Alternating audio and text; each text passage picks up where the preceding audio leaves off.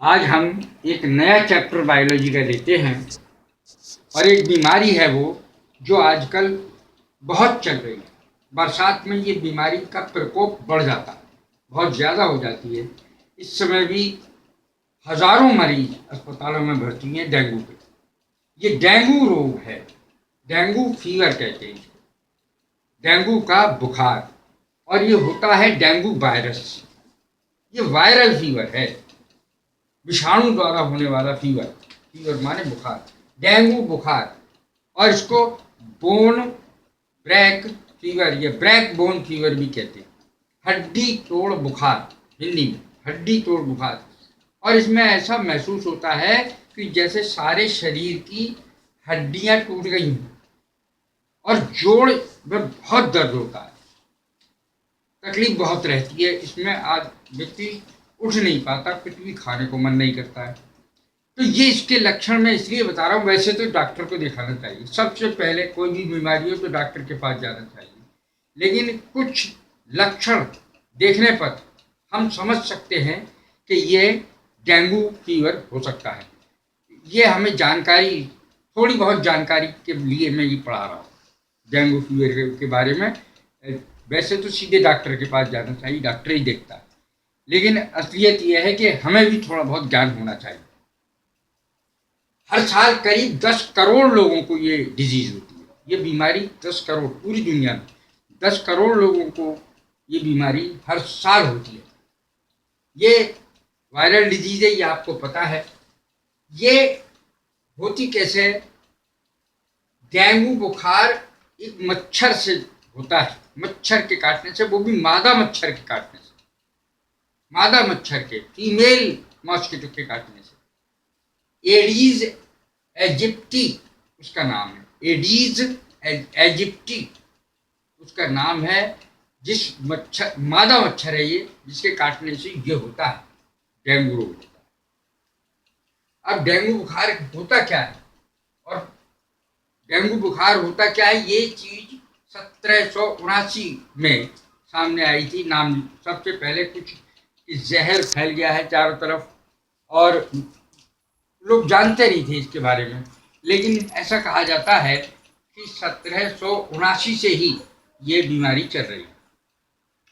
सबसे पहले Benjamin rush नामक एक अमेरिकी वैज्ञानिक थे, उन्होंने इस बुखार को नाम दिया था ब्रैक बोन फीवर।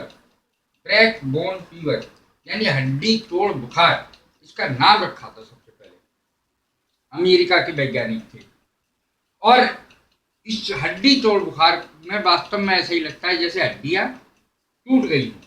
अब डेंगू बुखार होता क्या है, जो आजकल के लक्षण हैं और कैसे होता है। ये पहली बात, ये हवा पानी साथ खाना खाने से या छूने से नहीं होता। हवा पानी साथ खाना खाने से या छूने से नहीं होता। इसका एक संक्रामक रोग नहीं है। ये मादा एडीज एजिप्टी मच्छर के काटने से होता है। ये मादा मच्छर जब संक्रमित व्यक्ति को, जैसे किसी को पहले से ही हो गया, किसी कोई संक्रमित है, कोई व्यक्ति कोई भी, तो जब ये मादा मच्छर उसको काटती है एडीज, तो उसके शरीर के, उसके ब्लड में वो आ जाता है वायरस। जब ये डेंगू वायरस उसके शरीर में आता है तो वो संक्रमित हो जाता है जीवन भर के लिए, एक दिन के लिए नहीं, जीवन भर के लिए संक्रमित हो जाता है। फिर ये मच्छर किसी स्वस्थ व्यक्ति को काट ले तो यह उसके शरीर में प्रवेश कर जाता है।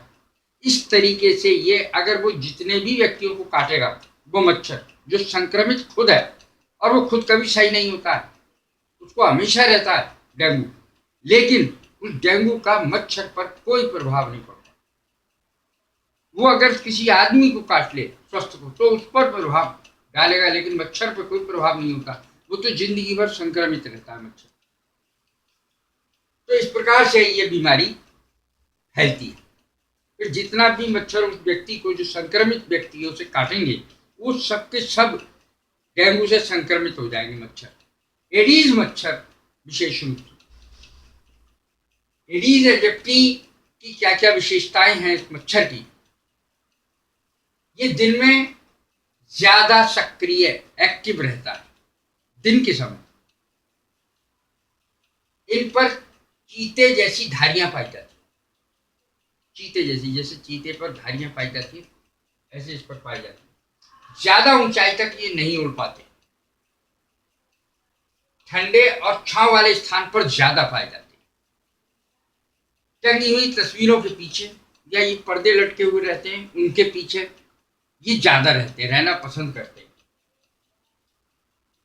रखे हुए पानी में ये जनन ज्यादा करते हैं, रखे हुए पानी में, यानी साफ पानी में ये ज्यादा पाए जाते हैं। साफ है, रखा हुआ पानी, तो उसमें ये ब्रीडिंग ज्यादा करते हैं, जनन ज्यादा करते हैं। गंदे पानी में ये कम होते हैं एडीज।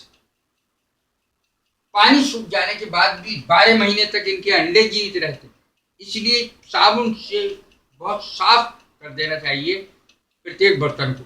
अगर हम सफाई रखेंगे तो ये सफाई के कारण तो बहुत सारी बीमारियां दूर भाग जाती हैं। अगर साफ रहोगे बीमारियां बहुत कम होंगी। डेंगू बुखार के लक्षण क्या है? अगर काट ले और डेंगू हो ही जाए तो उसके लक्षण क्या है? एडीज एजिप्टी के काटने से 3 से 14 दिन के बाद या 3 से 14 दिन के भीतर बुखार के लक्षण दिखने लगते हैं। बुखार तेज आता, तेज ठंड लगती है, तेज ठंड लगने के बाद बुखार आता है। सिर दर्द, आंख दर्द, खाल पर लाल चकत्ते या दाने लाल लाल ये हो जाते हैं। जी मिचलाना, उल्टी होना, दस्त होना, भूख कम लगना, ये इसके लक्षण। बहुत कमजोरी महसूस करना, गंभीर स्थिति में नाक से खून आने लगता है, कान से खून आने लगता है। ये इतनी गंभीर स्थिति में तो 1 मिनट भी नहीं रुकना चाहिए, सीधे डॉक्टर के पास जाना चाहिए। और वाहिनियों से रक्तस्राव हो सकता है, रक्त वाहिनियों से रक्तस्राव हो सकता है। होता क्या है कि हमारे शरीर के अंदर रक्त में 3 प्रकार की कणिकाएं हैं। एक तो लाल रुधिर कणिकाएं जिन्हें शॉर्ट में कहते हैं आरबीसी, दूसरी होती है व्हाइट ब्लड कॉर्पस्कल्स डब्ल्यूबीसी, और तीसरे होते हैं ब्लड प्लेटलेट्स, रुधिर प्लेटलेट्स। रुधिर प्लेटलेट्स की जो संख्या है वो एक स्वस्थ शरीर में कितनी होनी चाहिए?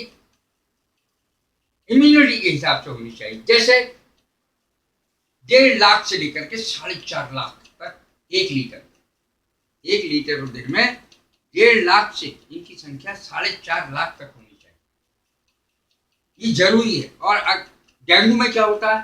डेंगू में ब्लड प्लेटलेट्स कम होने लगते हैं। ब्लड प्लेटलेट्स का काम क्या है? रुधिर का थक्का न जमना।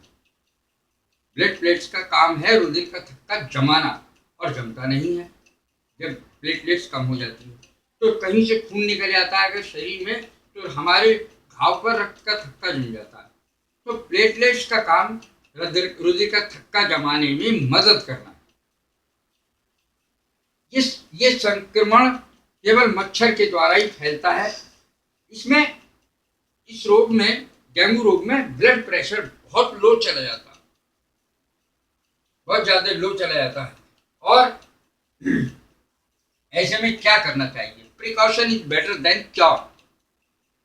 इलाज से अच्छा है कि हम सावधानी बरतें।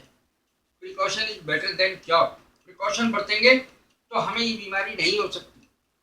क्यों? इसके लिए कोई वैक्सीन अभी तक खोज रहे हैं, बनी नहीं है शायद, विशेष दवा है ही नहीं इसकी। भरपूर आहार लें और पानी लें, 8-10 गिलास दिन में पिए। एस्पिरिन ना लें, एस्पिरिन नहीं लेनी चाहिए। हाँ, डॉक्टरों की सलाह ये है कि पैरासीटामोल ले लेनी चाहिए, लेकिन वो भी डॉक्टरी सलाह से। रोजाना ब्लड प्लेटलेट्स की काउंटिंग होनी चाहिए। जैसे 1.5 लाख से कितने कम हुए? कम संख्या 1.5 लाख है और 4.5 लाख अधिकतम है। तो 1.5 लाख से कम अगर संख्या है तो वो घातक है, और ये बहुत जल्दी कम होते हैं। प्लेटलेट्स बहुत जल्दी जल्दी इनकी संख्या गिरती है डेंगू होने पर। घर के बाहर और अंदर पानी न जमा होने दें। जैसे बाल्टी में भर के पानी रख लिया तो उसमें ही मच्छर हो जाएंगे, वो बात गलत है। और बाहर भी साफ पानी भी जमा नहीं होने दें। पानी की बाल्टी को ढक दे। भगोने में पानी है या किसी और चीज में पानी रखा, उसे ढक दे। पानी के बर्तन को साबुन से धोएं बाद में भी, क्योंकि अंडे हो सकते हैं। कीटनाशक छिड़कें, जो कीटनाशक है उसे छिड़कना जरूरी है। और कूलर का पानी लगभग रोज बदलें और उसमें मिट्टी के तेल का छिड़काव कर दे पानी। पूरी आस्तीन की कमीज पहने, मौजे पहने, जिससे मच्छर न काटने पाए। मच्छरदानी का प्रयोग करें।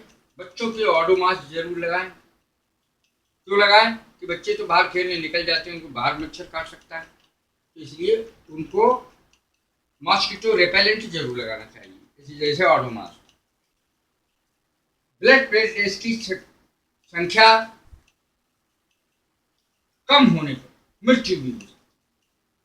इसका मृत्यु में भी हो सकता है। डेंगू से बहुत लोग मरते हैं। यहीं हिंदुस्तान में भी बहुत सारे लोग डेंगू से मरते हैं।